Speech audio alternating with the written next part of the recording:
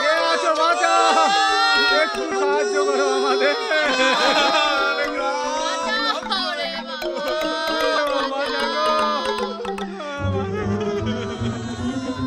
হ্যাঁ, কি করি এখন? এতগুলো মানুষকে বাঁচাই কি করে? এই দণ্ড যে কোনো সমস্যার সমাধান করবে বৎস।